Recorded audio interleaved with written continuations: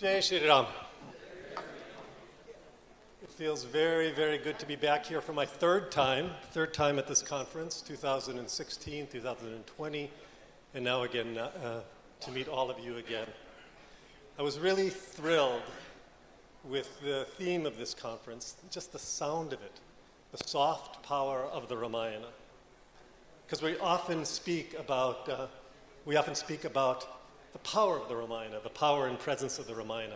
But this time we took a different angle, the soft power of the Ramayana. I think many of you know in the past I've talked that my teacher, my guru, was Maharishi Mahesh Yogi, who, as many of you know, came from the Jabalpur area.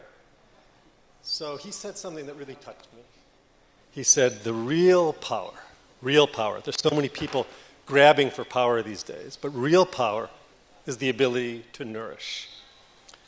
So the question I would like to explore here today is, how does the Ramayana nourish us? I mean, there's so many different values, but what is the essence of the Ramayana that nourishes us? And I'd like to explore this question by an exploration of faith. My expertise actually is in Valmiki Ramayana, which is people don't think of as a treatise on faith like the Tulsidas Ramayana, but it really is embedded in there. So we're talking about a leap of faith, Hanuman's leap of faith. And I should say, incidentally, that's the title of a presentation, a new production I did. Many may have heard the famous Western kirtan singer Krishnadas. So we collaborated on a project this last year where I went into the Valmiki Ramayana. I did an audio production of the entire unabridged Valmiki Ramayana. It's the world's longest audiobook, 75 hours. And I went through the Ramayana and picked out everything Hanuman says, does, and thinks in the great epic. And then Krishnadas and I wove it with our commentary, and Krishnadas sings his heart out, and that's Hanuman's leap of faith. But this time, sometimes when you've been working with the Ramayana, as I've had for many, many years, sometimes a new angle emerges. And this new angle was for me to see that embedded in the Ramayana, there was all these values of faith that I didn't even see. It's like not even seeing the forest for the trees. So the jump-off point for this is when I actually went back to find what this expression, leap of faith, where it actually comes from. Because, in common usage, we know what leap of faith is. We talk about leap of faith as when we take on an endeavor of great risk and we take on these great challenges and we don't know if the outcome will be successful. But there's actually, I'll have to take a little side trip back into Western philosophy and to go back to really where this came from. There was a famous Danish philosopher, Søren Kierkegaard, who's considered the father of modern existential thought. And for Kierkegaard, leap of faith was a metaphor for an opening to a belief in the divine, a belief in God. And he gave an example. Some life challenges bring a person to the edge of what their rational or egoic mind can encompass, and then they have to take a leap of faith to go beyond, to go to another level, and to move to a more unbounded, expanded state. And in this way, this is how faith grows. So it's interesting to note, by the way, if you're interested in Western philosophy, that Kierkegaard, his whole approach to leap of faith was a reaction to some of the rationalist thinkers like Descartes and Hegel, who felt that God can only be known through logic. It was a rational, you could prove the existence of God and rationally cleave to him. But Kierkegaard said that to get to faith, it was beyond logic, and you could only really know the divine through faith alone. Okay, so now how does this apply to the Ramayana, which is what we're here to talk about today? And I should add that, I've always looked at the Ramayana as a textbook for discriminating finer and finer levels of dharma. It's really, I've always thought that was the purpose of the Ramayana. But then I began to look through it through the lens of faith. So let's see if we can unpack how the Ramayana is this container, this fabric of opening us into faith. And there's so many examples in the Ramayana, but I'm just going to take the 7 main characters and give you 7 examples of these leaps of faith. Let's start with the beginning, Valmiki. Valmiki's leap of faith was, remember in the very beginning, when Valmiki sees this hunter come and kill one of the male birds, and these 2 birds are in the midst of love. It was a heartbreaking moment. and Valmiki utters his famous curse, "May you know no rest for endless years, O father." It goes on. And then he doubted himself. He doubted that he was moved to anger, and he was a sage, and he shouldn't be getting angry, just like our last speaker said. But then Brahma himself came to visit the sage Valmiki and inspired him to go deep inside and cognize the entire story of the Ramayana. So you see, Valmiki's leap of faith was to really explore his inner recesses of consciousness and outpour these 24,000 couplet verses of the Ramayana.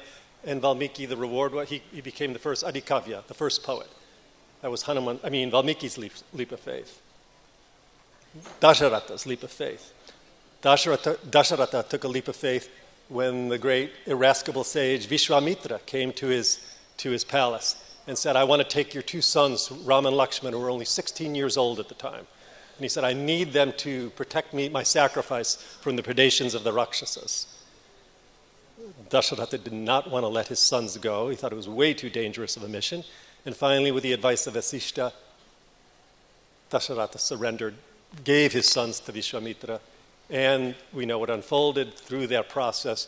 Ram met Sita, and then they were married, and so that was the beloved connection that grew out of that. So, what was Ram's leap of faith? Ram's leap of faith, there's also many throughout the Ramayana, is to acquiesce to the terms of his exile with equanimity, with the inner knowingness that in some unfathomable way, some way he might not have recognized at the moment, that a larger dharma would be served. And we learn later that this is this theme of divine providence that is also woven through the Ramayana. But with Sita's leap of faith, once again, many leaps of faith for her in the Ramayana. So first, she just had to abandon her comfort zone, her princessly comforts, and insist on accompanying her beloved Ram on his sojourn into the forest. Maybe with an intuition that somehow a larger wholeness of life would unfold. Bharat's leap of faith, to let go of his attachment to Ram returning to Ayodhya as a rightful heir to the throne. Remember, Bharat was feeling so much guilt from his mother's actions that was the only way he could kind of make peace with himself. But Ram would not go, and then finally Bharat had to surrender. His leap of faith was taking Ram's sandal and ruling the kingdom from outside the palace as an ascetic. That was Bharat's leap of faith. Sugriv's leap of faith. Even though Sugriv had suspicions that Ram and Lakshman were agents of his brother Vali sent to kill him, Sugriv's leap of faith was to trust that an alliance with Ram would help restore his Vanara kingdom to him that was taken away by his brother Vali. And of course, vice versa, Ram had to trust this alliance with Sugriv, that Sugriv would actually help him recover Sita. And finally, Hanuman's leap of faith, to surrender to the intuitive sense of the special divine nature of Ram and Lakshman. You know, he had this, as soon as he met Ram and Lakshman, he had this intuitive sense that there was something unique and special, and that somehow his service to them would be his true calling. So you see, the common theme in each of these threads is surrender to the hand of God, divine providence. And Ram describes this so aptly in a discourse to his brother Lakshman, when Lakshman refuses to accept the injustice done to Ram when Dasharatha sends him into exile. So I'm just going to read a brief section from Ayodhya Kanda, Canto 22. This is Ram speaking to his brother Lakshman. "You should see the hand of God himself in my exile, O Samatri, in the reverting of the sovereignty that was about to be put into my hands. How could Kaikeyi work to inflict pain on me unless destiny, which contrives all ends, directed her thoughts? I can think of no other cause but providence for all of Kaikeyi's inexplicable actions here now. That happening which baffles thought and may not be canceled by any creature on earth is the work of providence, O Samatri, pure and simple." So, let's pause here for a moment before we take it to the next level. We have discovered now that the Ramayana is interwoven with these leaps of faith at every step of the journey. inspiring its characters and us as the readers or listeners to continue to take their own leaps of faith. I hope you've seen all these examples, how it might inspire you to take your own leaps of faith. But we can ask ourselves here now, what happens to us inside when we continually, as an ongoing reality, trust divine providence to flow with almighty nature? Each leap is like a mala in our prayer beads of life, stitching together an abiding trust in nature, in surrender to being established within nature, being embedded with nature. What kind of state is created within us when we are anchored in this flow of faith? And who better is the exemplary embodiment of that than Hanuman? And really, it's probably not fair to say that Hanuman was taking leaps of faith, because he's not just going beyond these limits of his rational thought. Hanuman was probably beyond that, at least after he surrendered to Ram. And that changed him forever. Although this process of surrender to Ram grew in stages. First stage, when he met Ram, as I said before, it was love at first sight. When Hanuman meets Ram, Hanuman is keenly aware of being in the presence of divine reality. And their mutual awareness of this eternal bond transformed everything. Hanuman cleaves to the truth that his calling is to serve Ram, this embodiment of wholeness of life. But it took another step for Hanuman's power to mature. Remember the curse put on by Hanuman. Hanuman, when he was young, was very mischievous, and he was always playing with the sages, and they cursed him that he would not remember his power. He would forget his own nature, forget his power till he had matured enough that he could use his powers wisely. Because remember, all the gods had given him all these powers after Indra hurled him down with a thunderbolt, and then Vayu, his father, stopped all the movement of air, and then to appease Vayu, all the gods gave him these powers. So what actually happened when he was needed, when they were looking who could cross the inviolable sea? And then Jambavan, king of the bears, exhorted Hanuman to remember his true nature, to remember his power, to remember who he truly was. And that's when Hanuman swells in size to take on this most dangerous mission of all, to fly across to Lanka. And this is a beautiful metaphor for all of us. I think that when we surrender completely to Ram, when we surrender to wholeness of our own nature, then we swell in size to grow into that fullness of being able to surrender to that higher power. And this reminds me, you know, Hanuman, it said, Ram was so deeply in his heart, there was no room for anything else. This reminds me of a story that was told by my guru, once again, Maharishi. His guru, Brahmananda Saraswati, who was the Shankaracharya of the north, Jyotirmat, it was told that when he was called Gurudev, he was sent as a young disciple to the cave to meditate on the self, and then some of the other disciples sent him a message from his guru, saying that his guru wanted to know, was there any room in his cave for the guru, asking the young disciple. And Gurudev said no. He sent back a message, said there's no room here. Of course, the disciples were shocked. How could you deny the master to be a right to visit the cave? And Gurudev was called to the master, and he asked him, how could you say this? And Gurudev calmly said to the master, he said, I deeply examined my own heart, and I could find not one space where you were not there. So that's why I said there was absolutely no room here. And this is an analogy, a metaphor for how Hanuman was. Hanuman also had no room for anything else but Ram. So anyway, now going back to our story, how does Hanuman fulfill this biggest mission to cross the sea of uncertainty, this 100 yojana long leap across the ocean? And his biggest, the only way you can do this, going with this theme, is complete self-referral on Ram. Curving back on myself. Let's see if I can get to the right slide here. Whoops, can you get to slide 3? Advance it to 2? Next one. Good. So this is the one time I'll go to the Ramcharit Manas. It's a famous line from Bar Bar Raghubira Sambari. Back, back to the self, back on the nature of Ram, back on Ram. This is that self-referral of Hanuman's yogic powers, which allowed him just always referring back to Ram to cross this sea of uncertainty and deliver his Ram's message to Sita, to find her and restore her faith. So you can see we're going at movement through stages, and we're beginning to fathom Hanuman's movement through the stages of surrender. And let's now go to next slide. This is actually, many people think this is from the Ramcharitmanas, but it's actually from the Adhyatma Ramayana. When I believe I am the body, this is what Hanuman says to Ram. When I believe I am the body, then I am your faithful servant. When I know that I am the soul, I know myself to be a spark of your eternal light. And when I have a vision of truth, you and I, my Lord, are one. So, you get a flavor of these stages of growth of how faith can take us, this growth of consciousness that takes us over. Excuse me, I want to go back to Kierkegaard.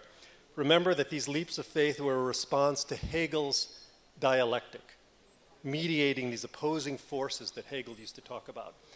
And I've described in many of my previous talks the structure of great epics like the Ramayana, where there's one value comes up, the opposite value comes up, and you have to transcend to a deeper level of truth.